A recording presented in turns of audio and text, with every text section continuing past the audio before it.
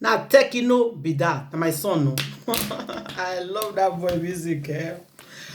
Okay, oh my correct people. I just put that music for one corner for now, you know. Today na Sunday. Coronavirus dey ground, they do im own. Woman B, they do their own. So sometimes make we just take this life easy because this life nothing damn. Nothing to dey kill yourself about, to dey kill other people, nothing. Because the thing when I want talk today, that's why I play this music. Now make me put that music about killing. The news when I come across today shockalize me. In fact, the thing shocked me. So I said no. As I see this news, I go present and give my beautiful people. Because now deserve am now, not too much. So as I go tell una the thing with my eyes see, make una follow me see. Hello my correct people. If na the first time we dey come across my video be this, I beg don't forget to subscribe. And if you don't subscribe before, I say thank you. And if you don't subscribe, I say thank you again. You see the like button, not forget to press the like button. You see the notification bell, they press the notification bell so that anytime when I put something, you go to see them. And make sure don't forget to share this video. There's love in sharing. Share this video. Now let's go there. So today matter be say women. I can't talk to women. They say hey, she don't come again. This will not be don't come again matter. Una jealousy these days, Una jealousy these days. You want too much. Me, I get husband. I marry. I get husband, I marry. But the way some women take they handle their own jealousy, this story what I won't give when I go shock una. It go shockalize una and I go show una video to prove am. Because I know some people gonna ask me say, you see I see the video, I shockalize. I see am. I open my mouth down and no fit talk. The way women they behave these days for jealousy. If they hear say you they follow their husband, you don't tell RIPO. You see all these girls with the waka up and down. Una say I won't leave, no they leave people husband alone. Some people they handle around the wrong way. Oh. Upon all the advice, what they advise women say, if you catch your husband with woman, tackle am with your husband. Solve the matter with your husband because the girl don't know what happen because now your husband go pursue that girl. Especially when the girl don't know you.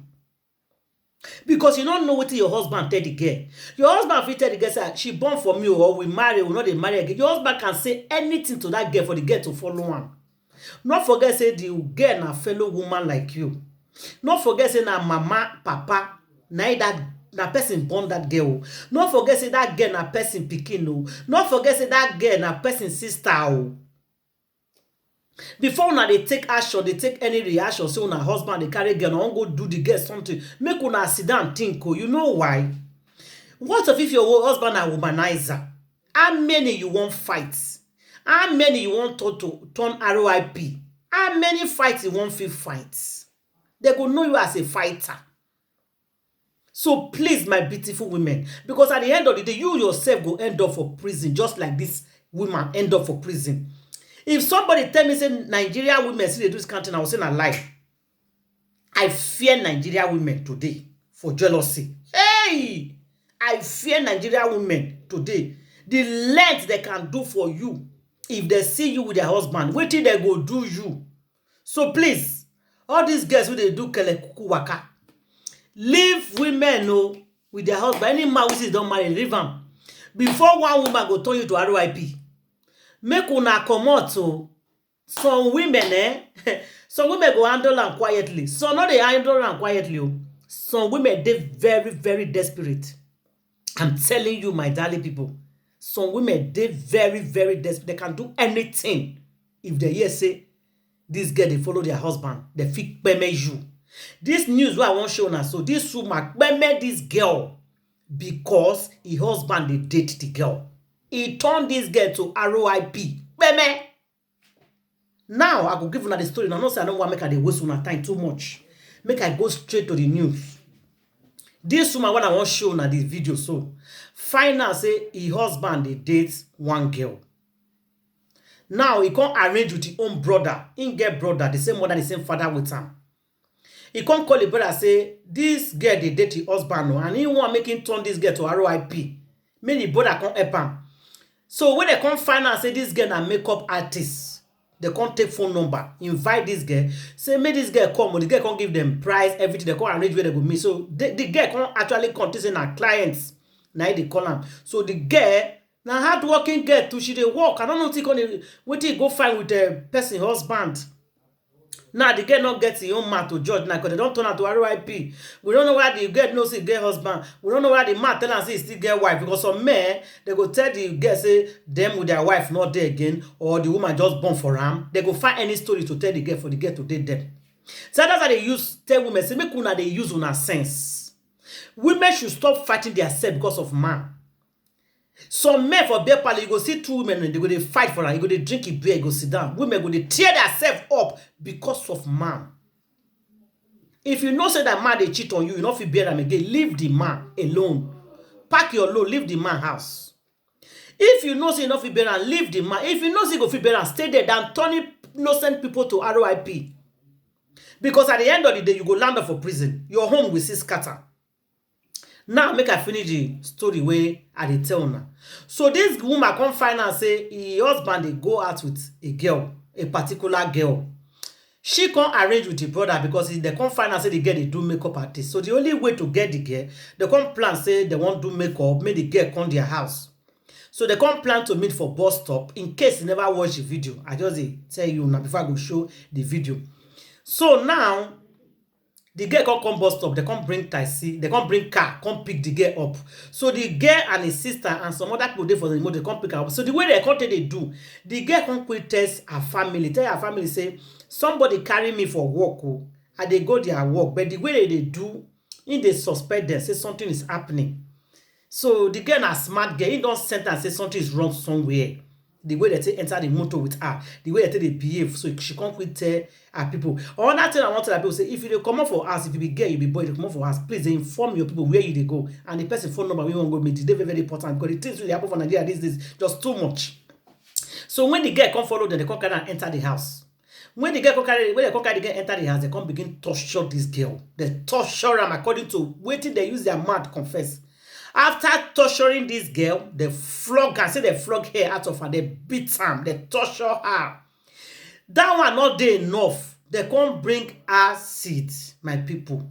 They can't bring acid, bring otapapia, bring rat poison, bring everything. Come miss and say the thing come dey boil. Say the thing dey boil. Come dey force her make the girl drink. I say the girl refuse to drink. I say they can't force her for the girl to drink her. They can't finally give the girl drink. So when they give the girl drink, the girl can't turn RIP. So when this girl turn on RIP, it not end there, my beautiful people. It not end there, my shiny, beautiful people, my darling people. It not end there. They can't carry the girl, go for bush, so that make person not go recognize that they can't pour acid all over this girl body, disfigure her body, but her soul, they burn everything, just because of a man. I see the woman as chocolate.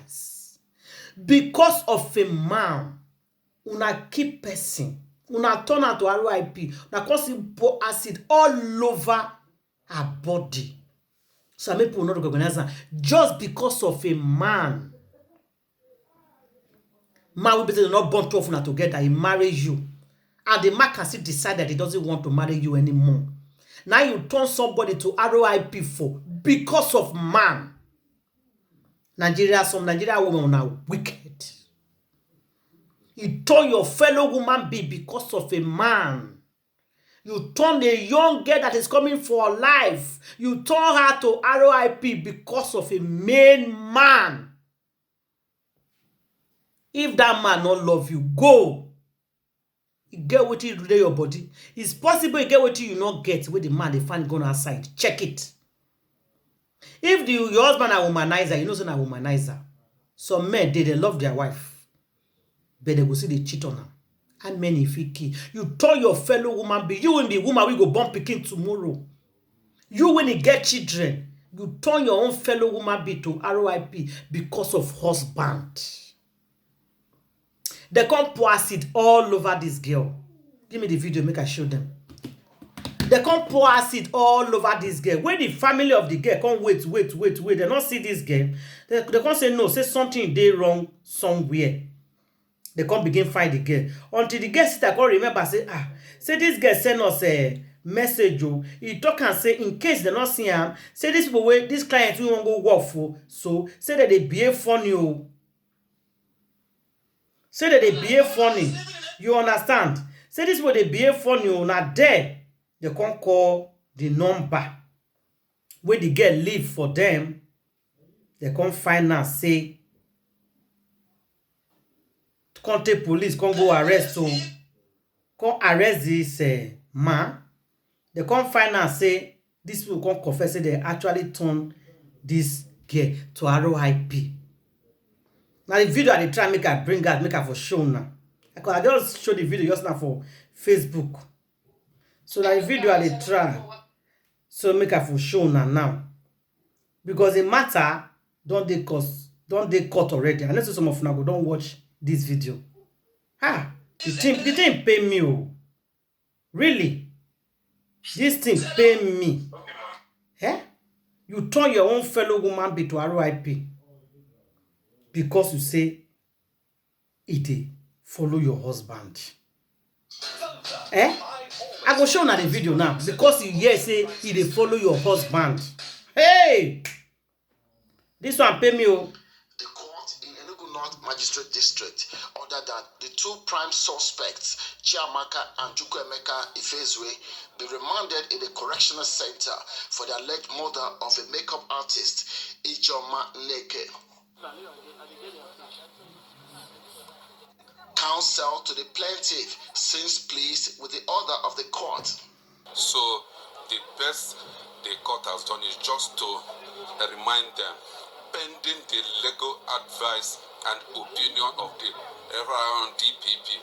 And that's the provision of Administration of Criminal Justice of Enugu State by Section 223.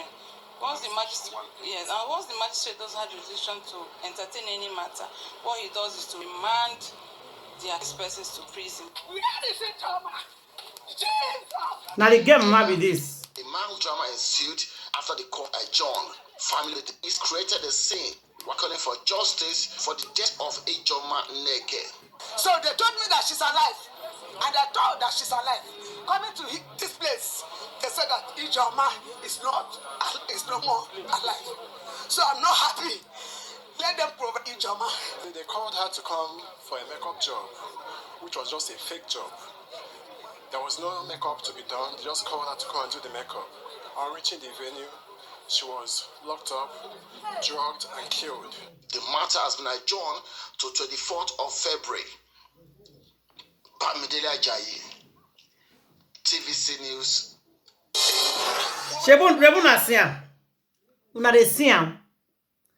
There is nothing like makeup artist job. They just can take trick the girl. This woman, you get mine though. Now, after turning this girl to RIP, make una dey see my own view. After you don't turn this girl now to RIP, where you land today? You dey prison. That so-called husband where they fight for, where is the man? The man they has.